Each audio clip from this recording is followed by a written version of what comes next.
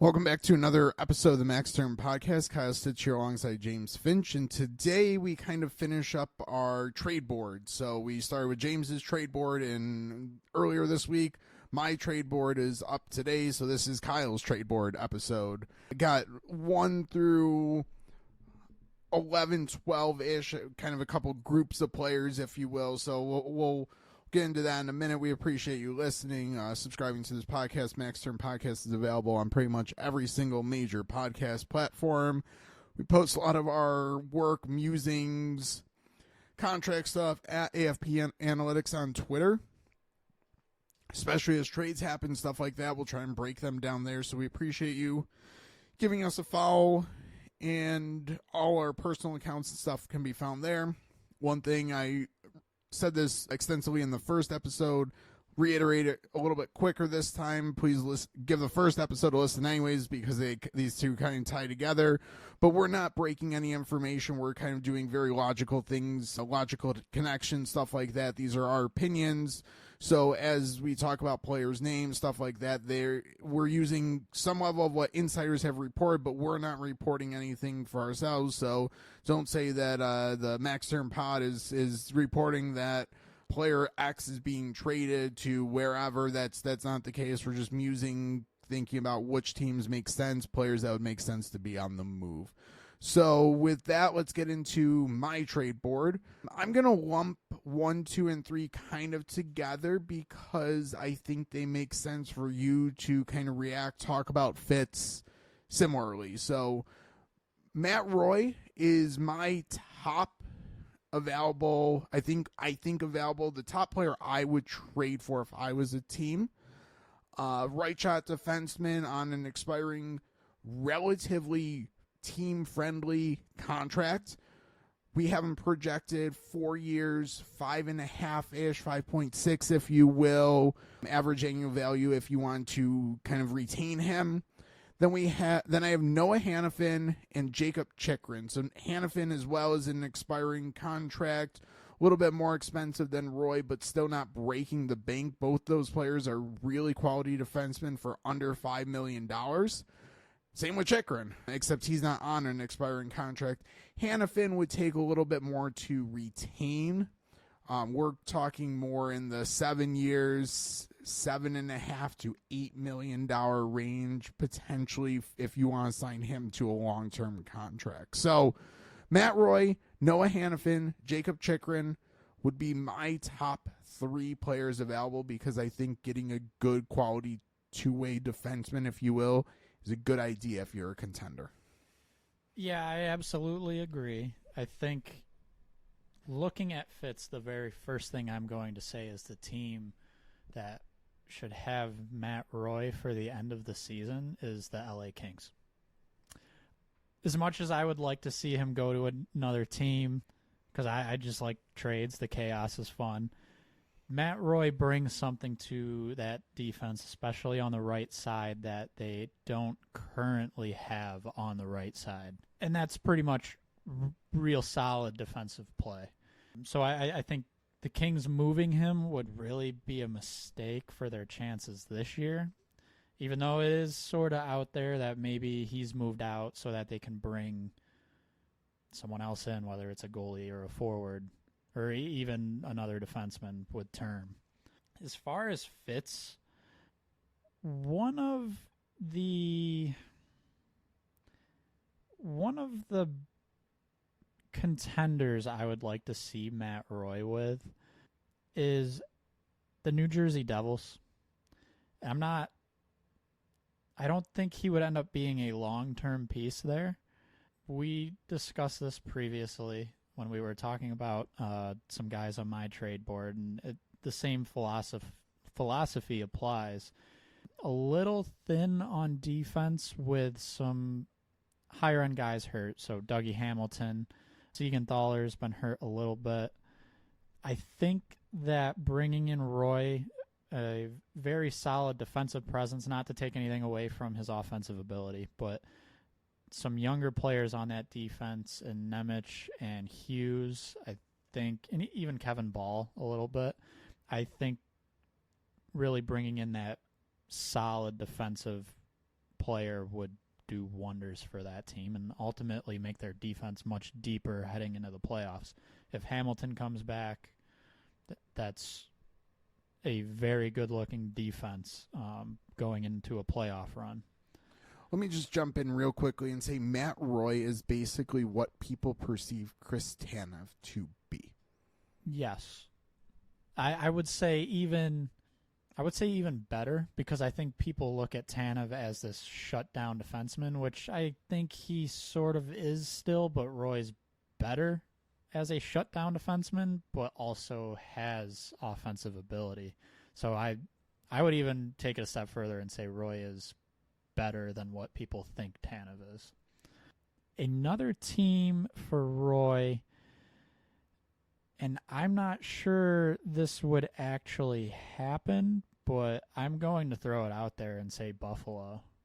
The issue is he's a free agent at the end of the year. Now, this is something where I think an extension would have to kind of be part of the deal. But looking at a team that could use a long-term upgrade on the right side of their defense, that's Buffalo. I will toss out one more team that would actually be looking for more of a rental. It would be Toronto. Now, Toronto's not going to have a lot of space to work with, but if LA was able to retain on Matt Roy, I believe he's making a little over $3 million this year. That's something that I think Toronto could make work, and Toronto is supposedly in the market for a right shot defenseman. So that would be my teams for Matt Roy. A little different than those other two you had mentioned because he's a right shot. Talking Hanifin next as another UFA, but being a left shot, I like some fits a little more. So I want to say Nashville long term. I think it's a short-term acquisition to push for the playoffs, but it's also someone they could look at extending. They've got a lot of cap space to work with in the future. And then I would also say, and this kind of might get old to the rest of the league, but I would like Vancouver. There have been some rumors coming out that Zadorov isn't quite working out how they wanted it to, and they could be looking to flip him. And if that's the case, I think they're also looking to bring in a different defenseman. I'm not 100% sure how that would get done from a resources, like trade asset standpoint, but I would like that fit as a short-term rental.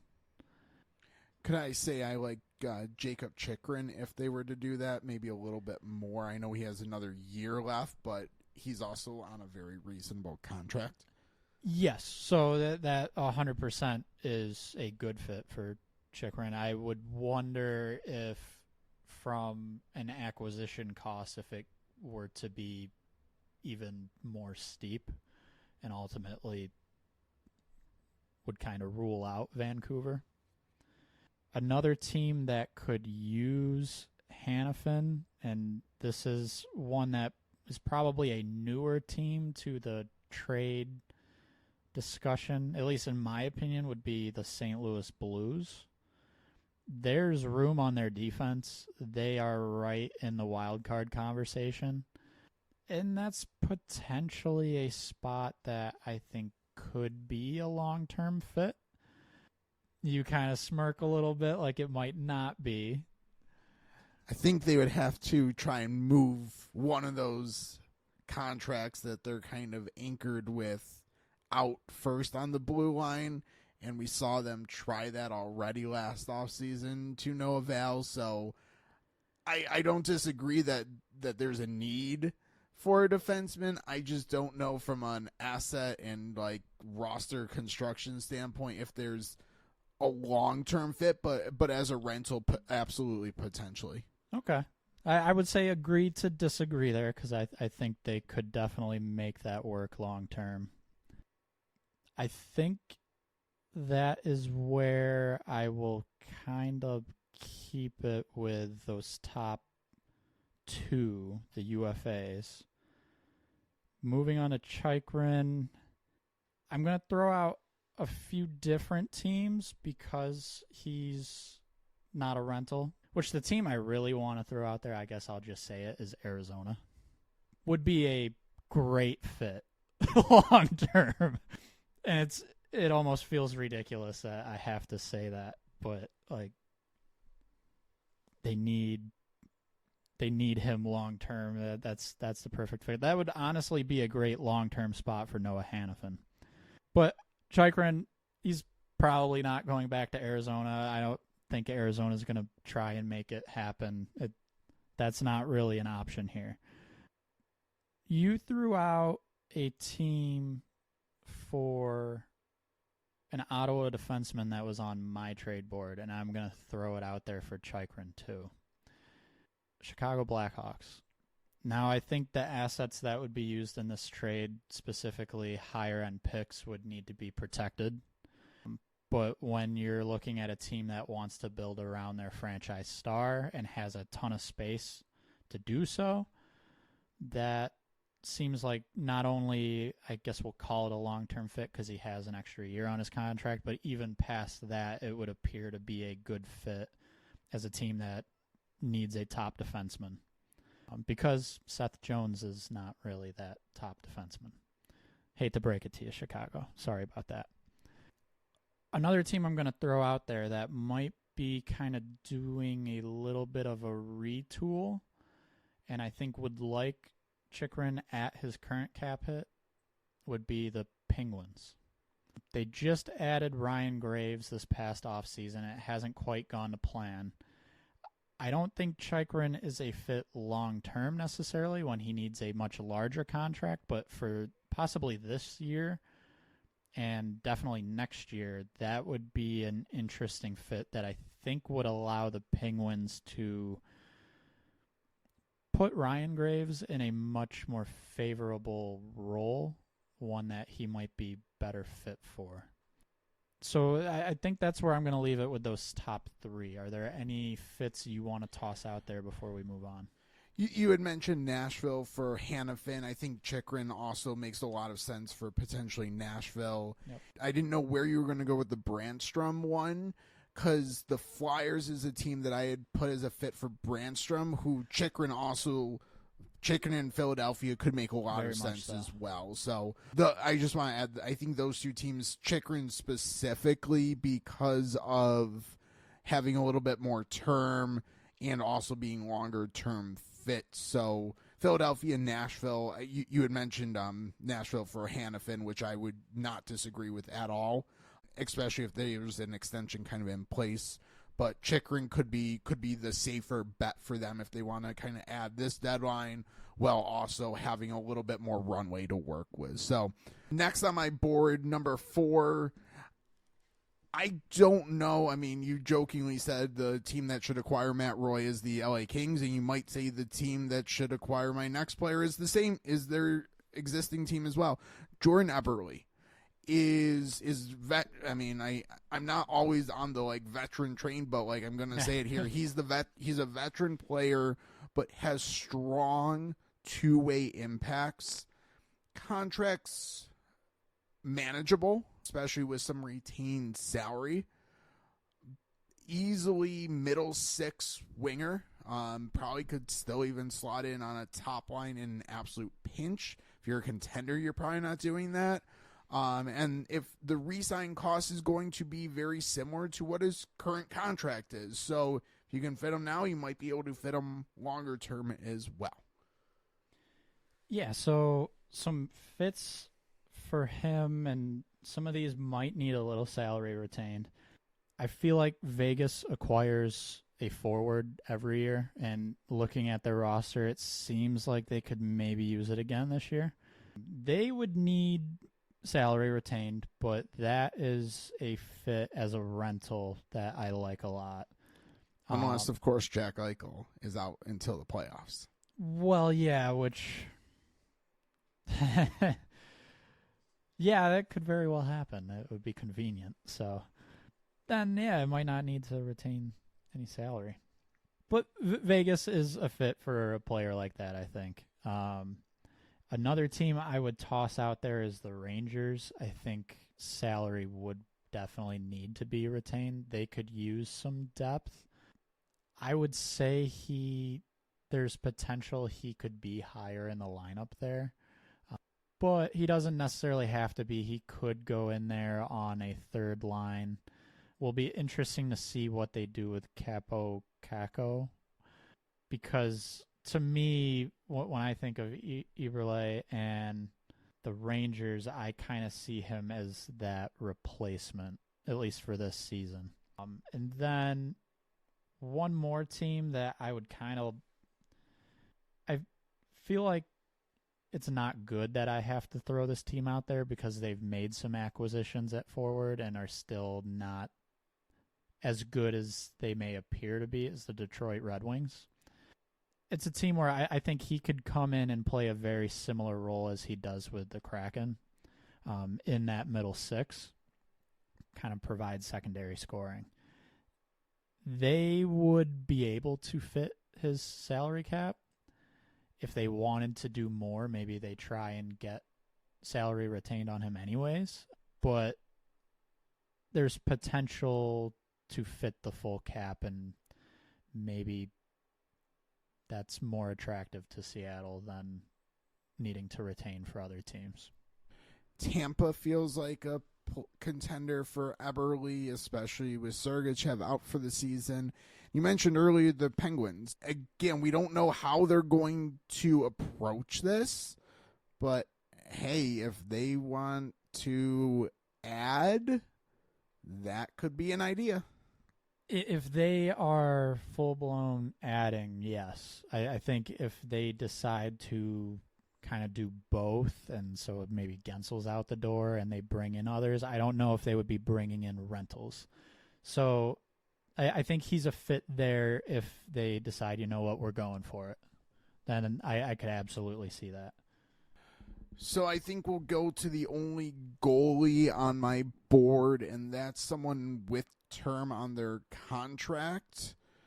Not going to come cheaply, but Jacob Markstrom, been already some smoke around him. Maybe we've dated ourselves with this episode, who knows, but I fully expect it feels like Calgary's going to do something all at once, and a lot of pieces move kind of out together. So Markstrom and Hanifin being kind of towards the top of my board makes sense. And there's teams that need a starting goalie. Yeah, so New Jersey Devils, I think, are the one to mention first because there's been smoke there with supposedly even a deal very, very close to happening, and it ended up falling through. The LA Kings are another one that I think are very much so mentioned as a top destination, whether it's Markstrom or sometimes people throw out Saros as a fit there. So those are kind of the two easy ones. I'm going to bring up Philadelphia again. If they really want to make a push, I think bringing in a true number one that could be a good fit there.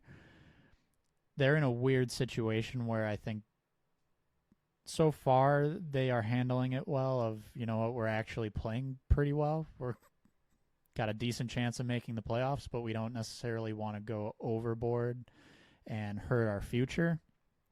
I think that's where this fit could end up not working, is just the trade cost to acquire Markstrom might be a little too rich, but it would be an interesting fit for that team. And there's one more team I want to toss out there. And I don't know how they make this work necessarily. I mean, I think they could, but it would be tough because I think multiple roster pieces would need to be sent back to Calgary. Toronto Maple Leafs. Samsonov has been a little better since he's come back from being sent down, but I think it's still a little shaky of whether or not he's their top guy. You've got Martin Jones. He's not someone that's keeping me from acquiring Jacob Markstrom. And Joseph Wall has shown potential. I don't know if you're ready to hand the reins over to him to go into the playoffs. I think a lot of people are talking defensemen around Toronto, and maybe that's what it ends up being. I would wonder if they could somehow make Markstrom fit, and maybe it means a Samsonov gets sent back and one of their forwards that's a little lower in the lineup. Maybe in addition to, maybe it's a Markstrom and a Tanev. There's been a little bit of smoke out there that Toronto doesn't want to give up a first unless it's multiple assets or someone would term. That type of idea would fit. And quite honestly, Toronto would finally have a true number one goalie to really support the high-end offensive lineup that they thought was going to take them all the way to the Cup. So that's kind of my dark horse, I would say, for Markstrom. I like that logic. I mean, you already gave Toronto Matt Roy, so we gotta be. They only have so many assets, but no, I like the idea of Markstrom, and Markstrom Tanev package makes a lot of sense. But that's a massive trade because a lot of money has to go outside of just Samsonov. So that almost might need to bring in another team or something because I don't know if Calgary's going to have an appetite to a bad contract or a rental type player. So what has me thinking that, though, is that smoke, kind of the rumors around Toronto of not wanting to use a first-round pick unless there's term, which makes me think it's more of, well, they're actually interested in possibly using that first. They've just kind of set some standards for it. That feels like a trade that works. I believe Tree Living is the one who signed Markstrom in Calgary, so there's probably an affinity for the player as well. I think brought in Tanev too. He definitely brought in Tanev. It's both of them. Yeah. So there's some connections there as well. That would be a really fun trade if that were to happen. I like the idea a lot. It's just you always hear, oh, that's an off-season move. That feels like an off-season move because there's just so many pieces that probably would have to move. So speaking of maybe more of an off-season move, number 6 on my trade board is there's been the most smoke around Casey Middlestat. We had an episode that came out late last week on Casey Middlestat, but basically a week ago, Middlestat and the Sabres situation. I had teased in that maybe any of the 3 Buffalo centers of Tage Thompson, Dylan Cousins, Casey Middlestat could be on the move. So I'm going to put number 6 on my board as a Buffalo center named Thompson, Cousins, or Middlestat. All 3 of which I believe have a level of first-line center ability. So varying contract situations, Cousins, Thompson, $7 million, Middlestat on a cheap expiring contract, who will be a restricted free agent. And then we project him probably about $5-6 million this offseason when all said and done, 5.9 if you want to be exact. But he would be affordable. He would be fairly affordable going forward as well. So one team that jumps out to me, and this would be a little tricky financially, but it's possible I think it could work. The New York Rangers. I think they could use someone with first-line center abilities. They have a couple centers who are pretty good. I don't know if they're ideal first-line centers. Trocheck, I think I can more easily say that. Zibanejad, that's the one where I think ideally he's my second-line center.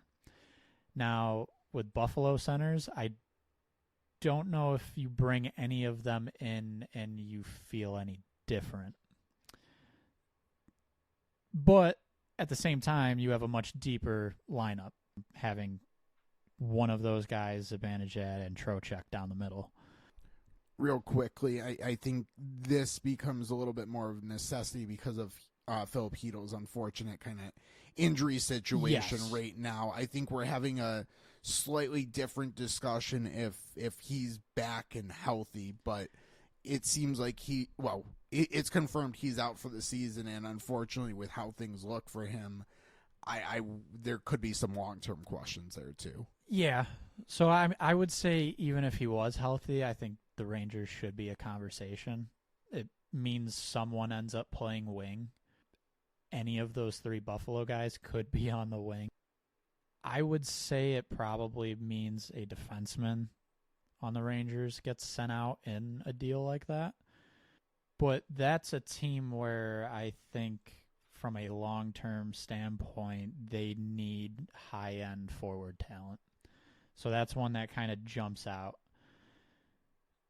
The interesting thing about the Buffalo Centers is it's not a rental move for any of them. It's a very much so long-term move.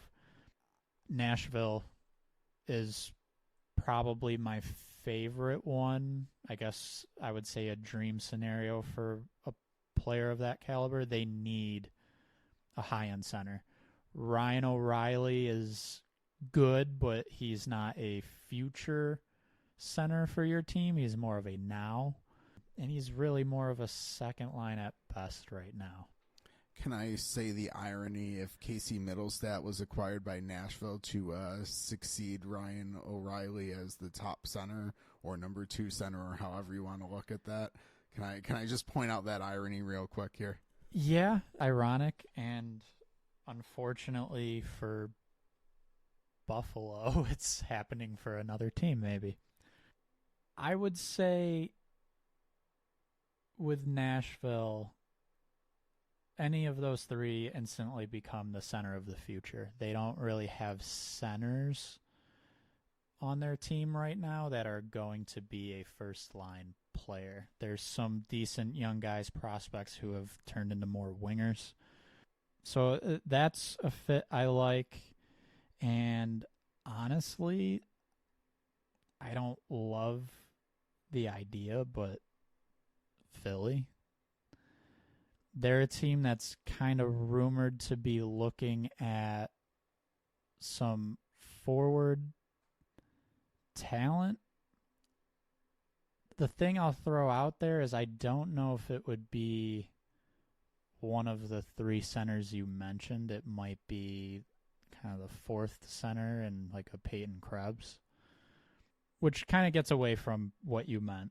But they're a young team with not a ton of long-term cap tied up, where I could see them trying to add one of those higher-end guys to be part of their core moving forward. And then Boston. That's really kind of the obvious one I want to throw out there. Is terrible as that would be for Sabres fans, Boston would be a great fit for any center on that team, on the Sabres team. Yeah, that seems like the obvious. I think asset-wise, that's a question if assets would satisfy what Buffalo would be looking for from Boston's basically NHL roster. And that's where I would have a question, but I don't disagree that they could use one of those players. I would wonder about some type of like a middle stat for Brandon Carlo type of deal. That's not all that's involved in that deal, but Buffalo, I think if they're sending out a center, is most likely bringing in a defenseman. Maybe it's a forward. It wouldn't be a forward from Boston. So I would say it would kind of have to be Carlo on defense, or I guess if you really wanted to be crazy, you could say one of the goalies, but I don't think that's quite the way Buffalo's headed. Real quickly, one team I want to throw out that I like as a fit for Middlestat would be him going home to Minnesota. It would have to be Middlestat because of contract situation-wise. Minnesota would probably need to keep him on a 1-year cheaper contract for another year for cap reasons, but that to me is a fit as well. You had mentioned, you brought up Peyton Krebs and Philadelphia being a fit, so that transitions into, so I think Scott Lawton's the popular defensive two-way center type name that's going to be available. He's not on my trade board. I wouldn't touch him, especially at the price that he's probably going to command. The player that I think fans think Scott Laughton kind of is, okay, there's multiple players, but player I have on my board that would make sense and probably come at a cheaper price, Matthew Joseph from the Ottawa Senators. He's the defensive type of center that I think fans think Scott Laughton is. I 100% agree, and the very first team I would say is Florida. They don't necessarily need a center, but they need, I would say, a third line type of forward, maybe a second line, but I guess we'll call it middle six. Low cap hit, has term. That kind of feels like it would be perfect for Florida as a team that is probably looking for the bargain contracts, considering they're going to have not a lot of decisions, but a handful of big decisions to make with some of their more higher end players this offseason. So Florida instantly jumps off the page. Not to be redundant, Boston would be an interesting fit for Joseph as a center. I would kind of wonder about Pittsburgh if they decide to buy. I think that would be a great fit in their middle six. And honestly, it would be a bit more ideal than having Jeff Carter kind of being on your third line. I'd rather have Matthew Joseph. And then, I'm going to say, this kind of, I don't want to keep reiterating the same idea, but I would sort of like Chicago as a team for Matthew Joseph because of the term on his contract. And I think basically what they are signing Nick Foligno for from a performance standpoint, I think Joseph would actually bring that. And I think that defensive play could be very beneficial to a very young forward group. So Chicago, I think, is a sneaky one, I would say, for Matthew Joseph. Can I throw the Edmonton Oilers out here as a team that probably could benefit? I don't know if defensive forward is their top need, but I don't think it would be a bad idea to add some depth to their lineup. I think that they could. So I don't know if goalie is where they actually end up adding. And if it's not there, I think it might be forward. I don't think it's their defense. So, and with the amount of space that they have or could potentially have if they send someone out, that Matthew Joseph level of a player, level of contract is kind of right where they would need to be, not much more than that. So that would be a good fit, I think. So 8 and 9 are kind of similar, maybe different age type players, but kind of similar in what you bring them in for. Frank Vatrano from Anaheim. He's been a name that's definitely been talked about. All-star, very reasonable contract, just over a $3 million cap hit. So a lot of contenders probably could fit him with some salary retained especially. Then the next one, I think would be a question of how available he truly is, but at the same point, given where his team is, maybe should consider making him slightly more available. TJ Oshie, Washington Capitals. He's a name that has not been out there. I'm not saying he's going to be traded, but if his name popped up at some point, I wouldn't be surprised. Yeah, so I'll start with Vatrano. I would actually, I don't know exactly how this works financially, but I would like to see him stay in LA per se and go to the Kings. I think they could use, just in this whole situation that they've had of losing a ton of games, I think they could use a little bit of a offensive jolt to their team, and Vatrano, the way he's been playing offensively, I think would provide that. And it would be much easier for them to fit his contract and then someone like I guess some like an a Zucker or someone of that level of a contract. So I like the Kings a lot for Vatrano. And then Vatrano having term left, he is someone I would actually like to see in Nashville. Just Nashville needs good forwards who can score. So that is one. Florida, that's another one. I don't think he ends up back in Florida after Neither things do I. didn't end so well with that. He was kind of the odd man out originally there. So I agree, but they could use him. We'll probably get redundant with some of these teams, but a Pittsburgh, if they're looking to acquire, that would be a great fit. I would say if I had to pick one team, you've said this in the past, I feel like it with this player. Vatrano feels like a Tampa Bay acquisition to me. Pretty much, here's a third-line scorer. That tends to be what Tampa Bay is able to acquire these days. That feels like a Tampa move to me. So speaking of Vatrano former teams that I think would be a good fit, Rangers. Absolute, like back to New York could make you laid out the case earlier with acquiring a center. If they can't get that center done, maybe Vatrano's the name that they or an Eberle. Maybe they go and move to Vatrano, who's familiar with the team and players. And then one of the teams that I've liked the fit for Vatrano with is Carolina.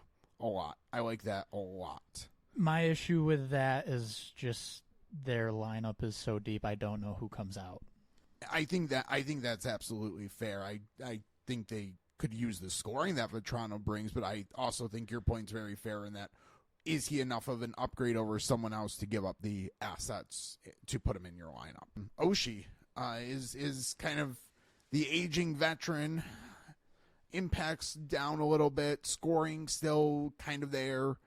Would bring some power play presence, a little bit more expensive with term, but still for a middle six winger, contract carrying under a $6 million cap hit at this point in time, who would help your power play and stuff, is not outrageous. No, I think regardless of the deal, it has to come with some salary retention. But I don't think it would be at all impossible to move Oshie. I think he would still be a player that interests teams. Detroit feels like a team that would have interest in Oshie. I feel like they have interest in his type of style of play, which we've talked about with Detroit. They might almost be leaning in a little too much as far as like the power forward kind of guy. But that feels like it would be a good fit, and Detroit could honestly use some secondary scoring, I'll call it, because some of their additions, I guess I'll just say their forward depth is not as strong as it may appear. And I think if they were to bring in someone like Oshie going into the end of the year, into the playoffs, it would make them a little more likely to sustain the level of play that they've been at. I will say, I don't know if do you know, does Oshie have trade protection? I think he does. He has a level, but I don't think it's a full-on, so there's always a question of who's on that list and everything like that, and how amenable you are to a trade. So he has, at this point, he would submit a 10-team no-trade list. So That's according to Cap Friendly. So I interpret the way I read that is he can veto trades to 10 out of the 32 teams, unless it's the opposite and he vetoes trades to 22 out of the 32 teams. I always get confused how that's kind of denoted. So yeah. I could be wrong, but there is some level of protection, but it's not a full on no trade clause either. Okay, so I was going to throw out Chicago.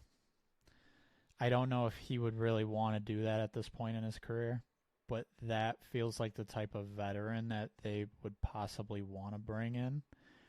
I also throw them out because I would wonder if there's a way to make that deal happen where Washington doesn't have to retain. And again, it would not shock me at all if Chicago was on that no-trade list and he blocked it. But that would be an interesting one to me. Looking around the league, I have a tough time really envisioning him moving anywhere. I don't think there's a lot of teams that can really make it work financially and would be interested in doing so. I think that's fair. I wanted to put him on because I don't think he's moved. But I don't think it would be out of the question if we hear after March 8th deadline passes like an Elliot Friedman on a 32 Thoughts saying, oh, one name that kind of surfaced was TJ Oshie from the Washington Capitals. Yeah, so to me it's something I think probably doesn't happen at the deadline, but like you're saying, it would not shock me to hear that, and it would not shock me at all if it was something that had a lot more smoke around it in the offseason. So we're running a little bit long here, and I think you've kind of covered the teams that would probably make sense for the remaining kind of players on my board that I'll just throw out as who I had. We'll maybe a quick comment or two, but we'll wrap it up here. So Sean Walker, Nick Seeler from Philadelphia would be kind of the next tier of defensemen if you miss out on one of those top names. Mike Riley slots in after that. And I kind of wanted to throw one under the radar type veteran defenseman that would make a lot of sense for a team to acquire at the deadline. Dakota Mermis, Minnesota Wild. Your big board had Zach Bogosian. Mermis is probably a slightly less known version, but might be as good and bring as good of play as Bogosian. And he would be absolutely a player that a team could feel comfortable having as a 7th, 8th guy on their roster. So is he going to fetch a massive return? Absolutely not, but he's a name that I haven't seen talked about who could fetch like a 4th, 5th round pick. It's the type of player I think that even if you are comfortable with your defense, or your 6 guys that you're rolling out every night, you acquire a guy like Mermis or even a guy like Bogosian in case an injury happens. He is really depth in case something goes wrong. Not going to cost a lot, like you said. It could end up being like a 4th or a 5th. But you grab them as insurance just in case. So that's kind of, I guess, my big board. We called the first episode James's big board. This is Kyle's big board. It's Kyle's big board. So with that, we appreciate you listening, subscribing to this podcast. Give us a follow on X, formerly Twitter, at AFP Analytics, where all our content basically is posted, at Max Term Pod, as well as basically the podcast account. And with that, we thank you for listening, and we'll talk to you next time.